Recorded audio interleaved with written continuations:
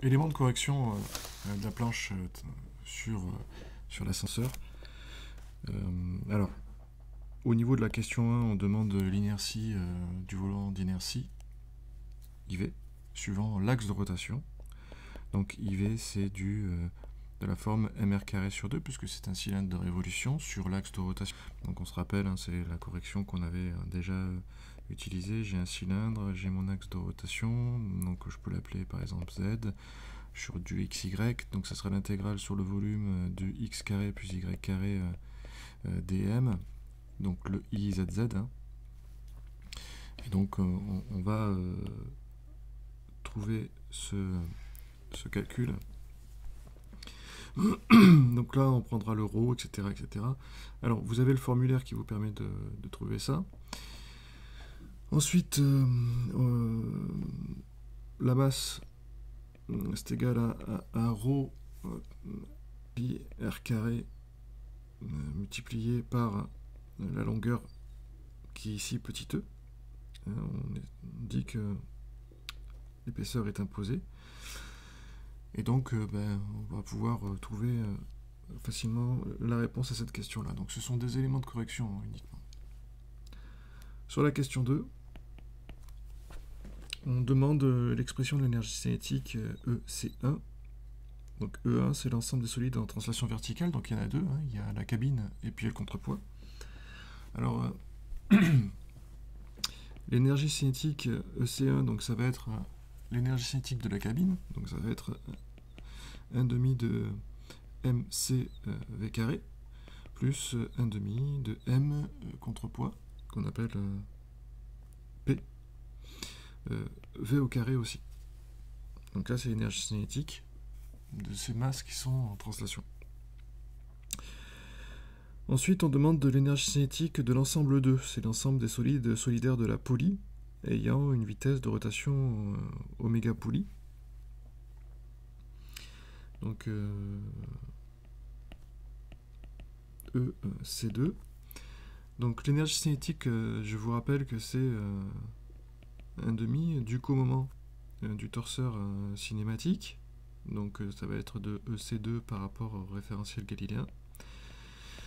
Et le torseur cinétique de EC, du solide E2 par rapport à 0. Le torseur cinématique de l'ensemble qui tourne sur l'axe de rotation, eh bien, vous allez avoir que du oméga p porté par l'axe de rotation. Donc ici, ça va être du x par exemple, ou du y, je sais plus. Je crois que c'est du. Donc c'est je crois que c'est du z. Et puis ici, donc généralement tous les systèmes sont symétriques et le centre de gravité appartient à la rotation de la poulie. Donc on va avoir ici le mvg qui appartient à E2 par rapport à 0 qui va être égal à vecteur nul. Et puis le sigma, ça va être ce qu'on appelle le volant magnétique, le moment d'inertie, pardon, IPR multiplié par oméga p porté par z. Ici, on va avoir ici 1/2 de IR oméga p au carré.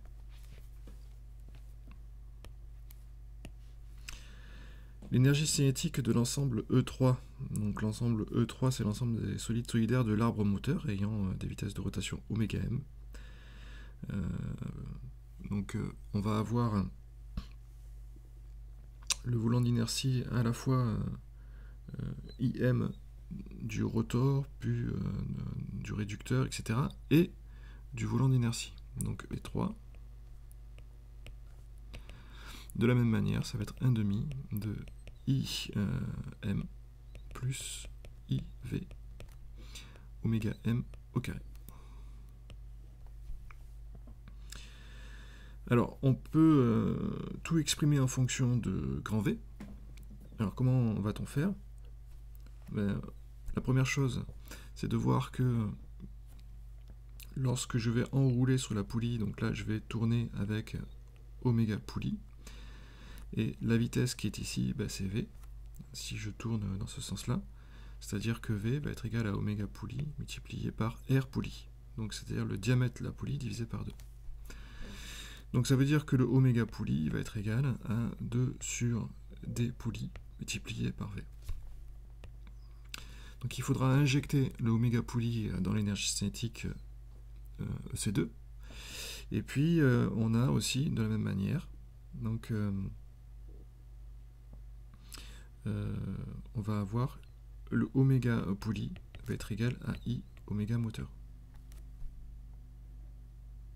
1 sur I oméga moteur. Voilà. À chaque fois, je me trompe. Voilà. Alors, on va effacer. Le moteur tourne plus vite que la poulie, heureusement, sinon les passagers eh ben, ils vont avoir un petit peu de mal. Donc le moteur va être égal à 50 I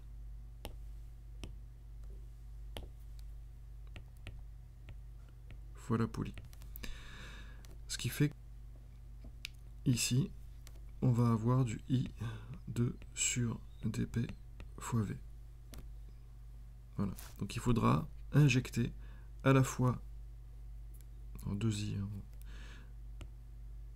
Voilà. Il faudra injecter ces deux données dans l'énergie cinétique. On va passer maintenant à l'expression des puissances extérieures qui s'appliquent sur l'ensemble E, qui sont en fait la somme des puissances extérieures qui s'appliquent sur E1, E2 plus E3. Donc la première chose, on va faire le BAM.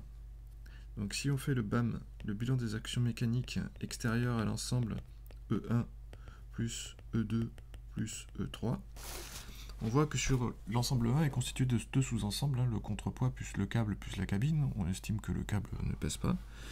Donc on va avoir la pesanteur sur la cabine. Ce torseur des actions de pesanteur, comment il s'exprime?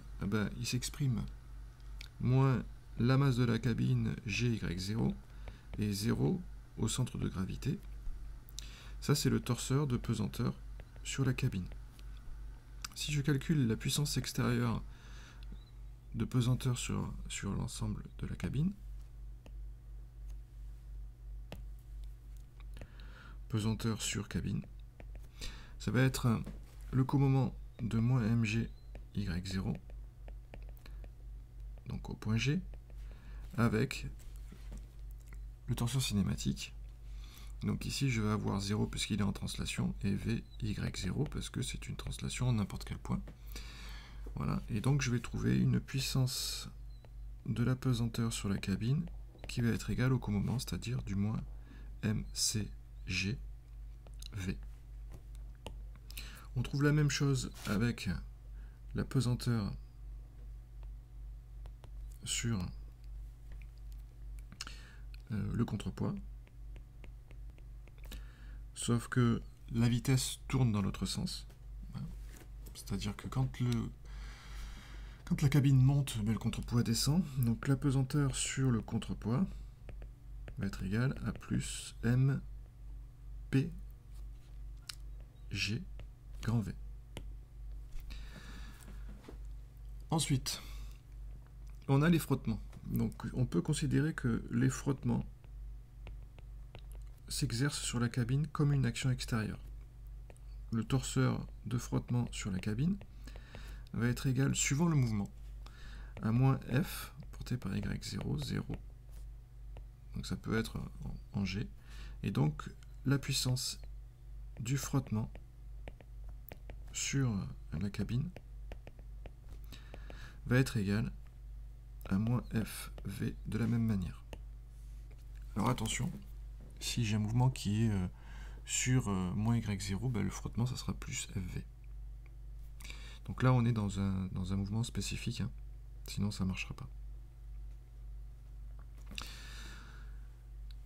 Ensuite, je vais avoir donc sur le solide E2, donc le solide E2 c'est l'ensemble réducteur, j'ai aucune puissance extérieure qui s'exerce parce qu'on néglige le poids, et par contre je vais avoir le couple moteur, hein, qui est en fait ces formes magnétiques qui s'exercent sur l'ensemble rotor. Donc le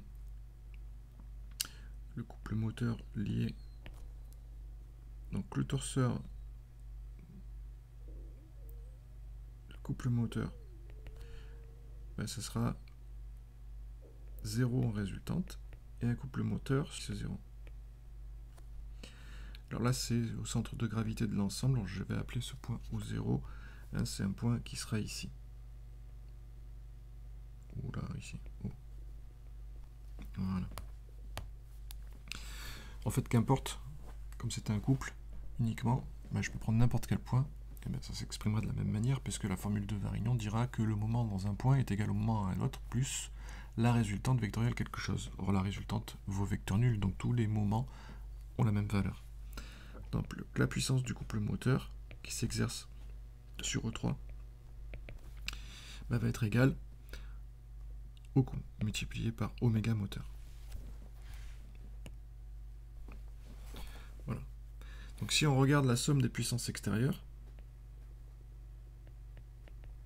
sur l'ensemble E, si je fais le bilan, eh bien je vais avoir du moins MCGV plus MPGV moins FV plus CM oméga M. Donc tout ça, il faudra le mettre en fonction de V. Si je regarde maintenant la question suivante, les puissances intérieures. Donc sur les puissances intérieures, alors c'est laquelle numéro? C'est la question... La question 6. Alors sur la question 6, il faut bien regarder ce que nous dit le texte. Le texte nous dit qu'on a dans la modélisation donc une puissance moteur, un couple moteur, et puis on a un rendement de l'ensemble réducteur Pouly.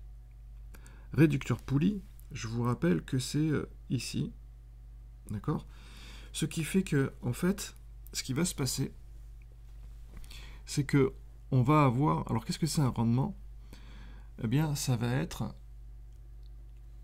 ce qui va se dissiper dans les frottements de la transmission. Alors, ça peut être, par exemple, tout ce qu'on va perdre en entrée. Donc, c'est par exemple, si je parle du rendement du moteur plus de la transmission, je vais avoir une puissance intérieure qui est perdue, qui va être égale à nu-1. Donc, avec, par exemple, mon couple moteur multiplié par la vitesse de rotation moteur. Ce qui va se passer, c'est qu'en fait, au bilan total, ce qui sort de mon moteur, c'est le couple moteur oméga moteur, et ce que je récupère à la fin, c'est nu-1 cm oméga m. Ça, c'est ma sortie brute énergétique, en watts, instantanée, et ça, c'est ce que je récupère en net à la sortie. Si je fais la somme de cette puissance extérieure et si je regarde ce que j'ai perdu en puissance intérieure, au total, je vais avoir nu cm oméga m, c'est-à-dire que j'ai disponible en sortie le rendement de la transmission multiplié par cm oméga m. Alors ça veut dire quoi? Alors généralement, dans les transmissions, que ce soit des transmissions par engrenage, alors si c'est une transmission par engrenage, je vais avoir un rendement de 0,98, c'est-à-dire que j'ai perdu 2%. À l'entrée de l'engrenage, je vais avoir par exemple 100 watts, et à la sortie de l'engrenage, eh bien, je vais avoir disponible pour traiter 0,98 fois 100, c'est-à-dire 98 watts. Ici, dans ce système-là, on a un système sur Z et un axe de rotation qui est ici, c'est-à-dire qu'on a, comme dans le panneau solaire, un système de roues et vis sans fin. Les systèmes de roues et vis sans fin sont très pratiques parce qu'ils sont irréversibles la plupart du temps à cause du frottement, mais pas tout le temps, ils peuvent être réversibles, et on a cette irréversibilité qui est due au frottement. Ça veut dire que ça frotte beaucoup.